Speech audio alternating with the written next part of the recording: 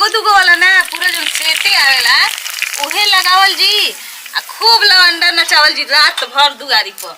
मैं हम अपन नैहरों के लोग के बोलाई, अपना भौजाइन के बोलाई। हमार मझली भौजाइया नु खूब कूद कूद के नाचेले, डांस करेले। बोलाई मकरा के जरूर। आ बढ़िया बढ़िया चीज बनवावल जी जोन हमरा बियाह में ना बन रहल तन बरही में बनवाई हम। हमरा मन से खाना बनी, सबकरा मन से ना, मम्मी जी के मन से ना। मम्मी जी के मन से तो बनी तो पूरी बुनिया बनवा के रख दिहन। के खाला उ नया नया सिस्टम के खाना बनवावल जी। चाट, चाउमीन, फुचका, छोला फुलका का कहला नु मैं बनवावल जी बढ़िया से। छात्र भाभी हां हो पूरा तक नहीं हो फूला ता हो बुची। आ का कर तू पानिया तनी बना दे तू बिटुया। वो तो हम बना दे तो टट टट कर न तो चुक जाता है वो। अब कैसे हम करी? आ उ का कर दिया हो?